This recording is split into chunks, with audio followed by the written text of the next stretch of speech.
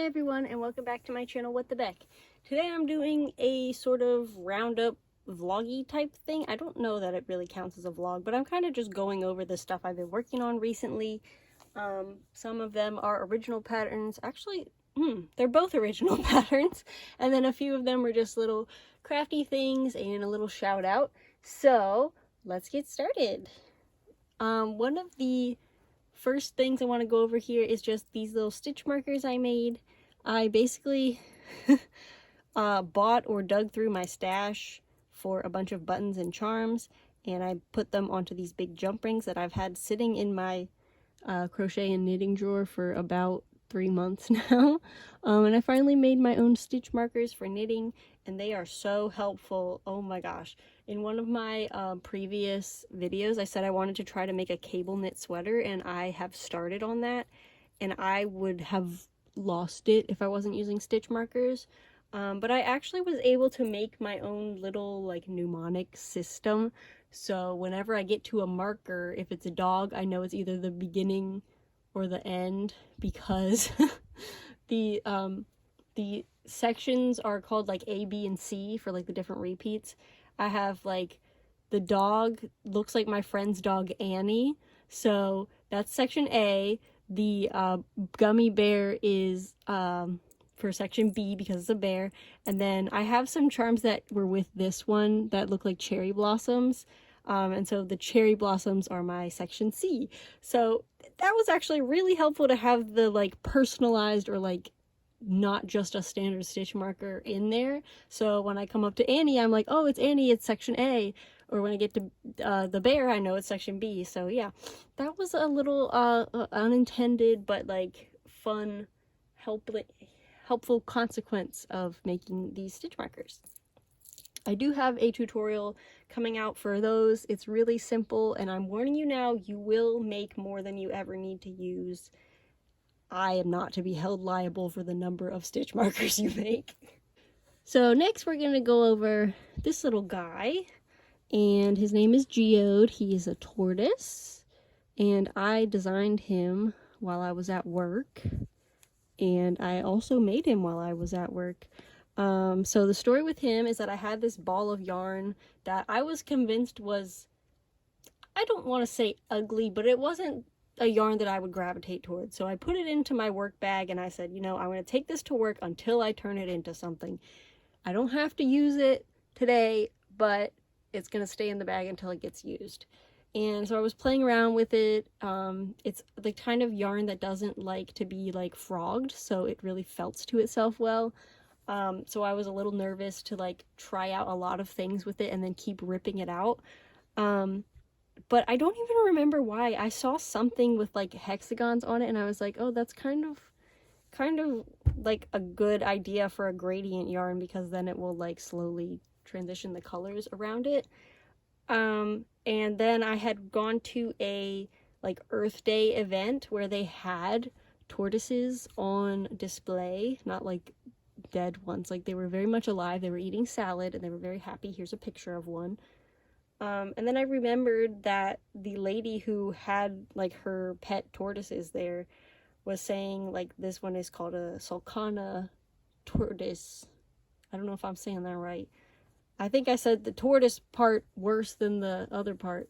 But yeah, so I was just watching these guys. My mom was really interested in them and talking to the lady about her pet tortoises, and I was like, you know, there are hexagons on a tortoise's shell, so I was like, okay, well maybe I'll make a little tortoise. I didn't realize that making one piece this big meant that the whole thing would be literally pretty much life size, so that was my bad.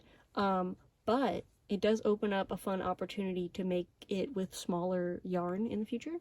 But yeah, so here's my tortoise pattern. I'm almost done tech editing it, and then I'll have it posted for sale. It is based on the real proportions and body shape of a tortoise. So that's why this little lump is here, and that's why these little lumps are here, and that is why these weird flesh pieces are not just coming out of the shell, and they're like the skin of the tortoise as if he's actually inside the shell. I'm actually really proud of how that part came out. But yeah, he's so cute. Look at him.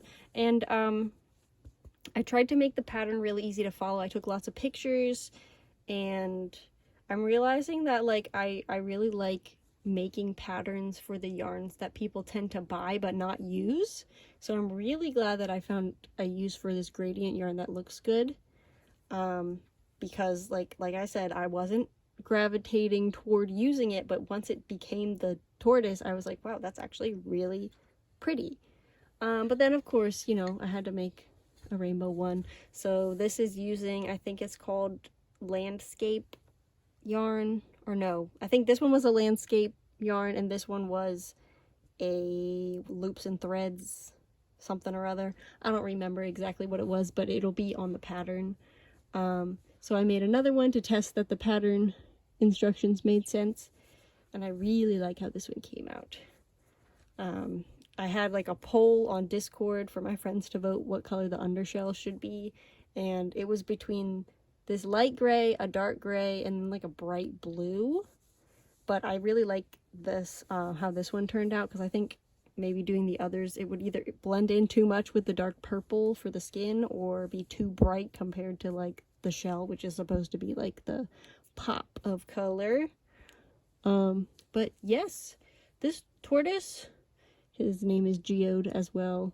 I'm not sure what's gonna happen to these guys because I don't need to keep both, but I kind of want to keep like one of each of my original designs until I literally run out of storage room.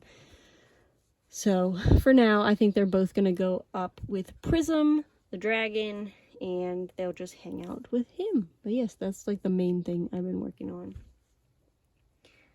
And the last project I have to show you is this skeleton x-ray sort of kind of intarsia, kind of Fair Isle project. I tried to make it life size, so it's supposed to be like the width of me and the size of my bones, but I am very small and it's a little bit big, but you know, it might shrink a little over time. I hope it doesn't shrink an unfortunate amount, but I do like how it's coming out so far. I made the whole graph myself. I'm planning to post the pattern as well, so if you want to make one, unfortunately it's only going to be in one size because I don't have the free time to be making up all the you know, different charts at this stage in my career. But you are free to take like buy the pattern and then just like start with a bigger amount of chains and then edit the chart if you want. Yep, I don't mind that at all. So I'm currently in the middle of the sternum. As you can see, I have 1, 2, 3, 4, 5.5 ribs, so I think I have 4 more to go in the collarbone. But yeah, I kind of wanted to like show this off. It's not really like well, okay, usually I'd be like, look what I finished, I made this, but now I want to be like, okay, well, okay, also, and shout out to this cute little bunny stitch marker that's on there. How clean is that? Like can you see this? Can you see how clean these sections are? The middle is with intarsia and these are Fair Isle because I wasn't going to be attaching and unattaching a million yarns.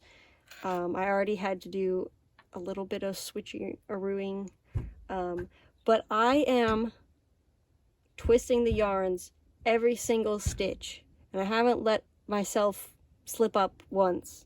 So it's very clean, it's very flat on the inside, it's not going to get caught on anything when you're putting it on, like piercings and stuff. So I'm just really proud of how clean it is. Partially because I just did another course of judging school for like the county fairs and stuff in my area, and we finally got to take a knitting judging class, and they said, okay, we'll judge it based on the neatness and the technical skill. So I'm like, I'm all in my brain like, oh, I'm doing so good at being technically proficient and, you know, making it clean and not having, you know, a million loops hanging out, which is fine. I mean, if you aren't getting judged, literally do whatever you want and leave as many loops as you want. And if you don't mind that your fingers get caught in loops when you put your sleeve on, that's cool. And I'm so happy for you. But I do want to place in knitting because for some reason, and I really don't know why, the knitting judges at the Maryland State Fair are allergic to color, and I want to cure them. So I'm thinking if I do a really neat black and white project, maybe next year they'll pick something colorful. Like, I don't even need to be first place, but people will put like a brown sweater. And yes, I do understand. Brown is beautiful. I love brown in certain contexts, but a lot of other people put stuff in and it gets like passed up for the same kind of style of brown cable sweater, which is technically impressive and it is beautiful and the time and skill in it are amazing. But it's the same every year and I think we should change it up. It's not the brown sweater contest. So I'm hoping that they'll like this one. And if they don't, whatever, I'll just submit another gay sweater next year and a gay blanket and a gay everything until they age out of being a judge and I can be a judge and then I can pick someone else's rainbow something as best in show. Anyway, so yeah, the final thing I wanted to show you is a gift from my dad. I specifically requested it, but it's still very appreciated, so thank you to my dad for making me this nitty naughty, and that is the official term for this.